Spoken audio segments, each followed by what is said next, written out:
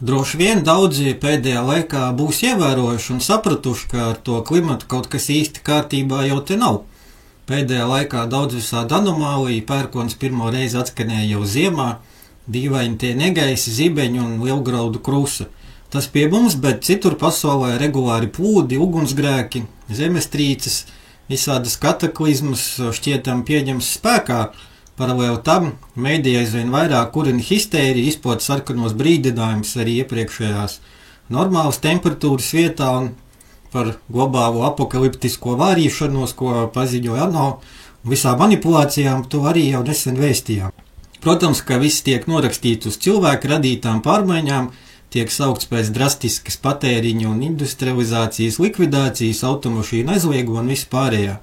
Tad šeit ir jāsaprot nianses, ka viss notiekošais ir praktiski identisks Covid afērai. Tur tiek sajaukts kopā viss iespējamais un neiespējamais tikai, lai varētu uzrādīt kaut kādus manipulatīvus datus un straujāk visus nošpricēt.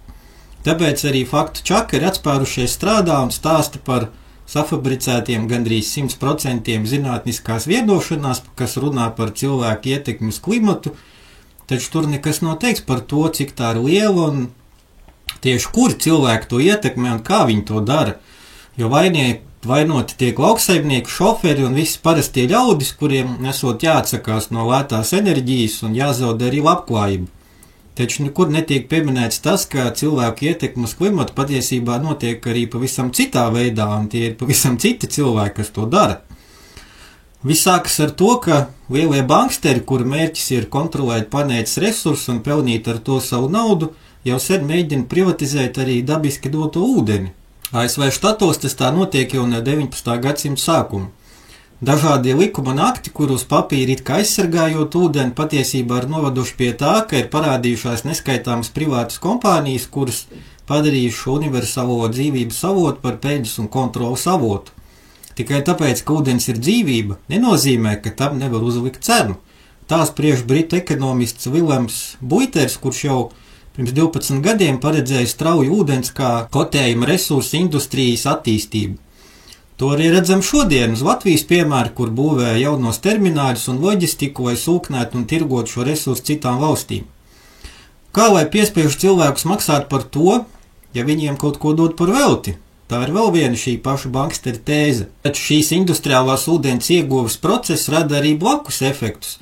Lielajām kompānijām iztukšojot pazemes krātuves, kā to dara kola un tam līdzīgas Indijā un citviet, vietējā sakās ir sausums un vietējie zemnieki spiest ūdeni pirkt no šīm pašām kompānijām, vai arī spiest izmantot tādu kompāniju pakalpojumus, kas izraisa mākslīgo lietu. Lūk, esam nonākuši pie galvenās domas.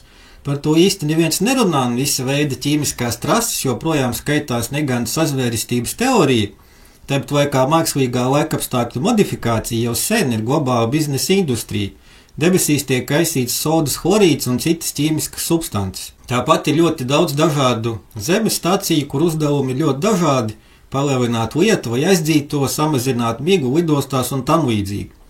Vispār jau mēģinājumi ietekmēt klimatu ir tikpat seni kā cilvēce. Ja agrāk to lūdz dažādiem dieviem un ar to strādāja šamaņi, tad līdz ar tehniskā progresa attīstību jau 19. gadsimtā parādījās dažādas viesuļu mašīnas un bija pat ideja kausēt ledājus ar atombumbām, taču arī ir beidīgi slavenais HAARP un daudz citas iespējas laiku mainīt pa savam. Emirātos, kur viss ir mākslīgs, ir arī mākslīgo laika apstākļu ģenerators. Visu laiku debesīs ar attiecīgās lidmašīnas strādā visa veida ierīces, bet mums joprojām stāsta, ka ģeoinženieri ir kaut kāda sazvērestība. Visi šie procesi un ķīmijas kaisīšana atmosfērā, atmosfēras sildīšana un dažādi aerosoli piesārņo planētu nesalīdzinām vairāk, taču par šo tēmu nav pieņems runāt, un par vainīgiem nozīmēti citi, parastie cilvēki, kas dodas savās ikdienas gaitās.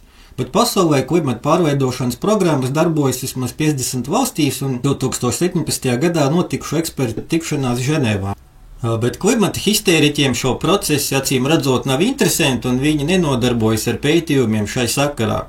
Bet jautājums par to, kā tas viss reāli ietekmē dabisko zemes balansu, ir ļoti svarīgs. Kā šāda faktiski dieva lomas spēlēšana atsauc uz laika apstākļiem kopumā un cik no tā, kas notiek šodien, vispār ir īsts, kas ir mākslīgs un vai tas var tikt izmantots kā ierocis pret cilvēci, piespiežot mūs ticēt globālistu stāstiem par to, ka vainīgi pie tā esam mēs, ļaudis parastie.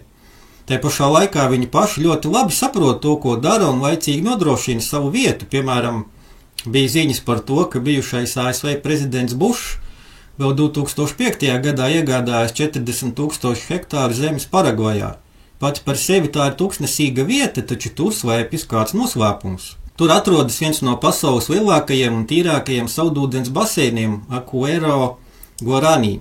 Tur esošā saldūdens apjoms būtu līdzvērtīgs 3 Kalifornijas štata izmēra baseiniem. Tā kā uz zemes saldūdens ir tikai 2%, bet reāli pieejamais vēl 10 reizes mazāks, jo lielākā daļa ir ledājos, nav grūti saprast to, ko šeit redz oligarhāts, padarīt to par grūti pieejamu resursu un pievākt sev, tāpat laikā radot mākslīgu sausuma deficītu un jaucoties arī klimatā, lai panāktu vajadzīgo rezultātu, vienlaikus piespiežot cilvēkus apmaksāt visas viņu afēras ar nodokļiem, samazināt ienākumus, lai kontrolētu vēl vairāk zem saukļiem ar karu par klimatu un visa veida drakoniskiem ierobežojumiem, kas domāti mums.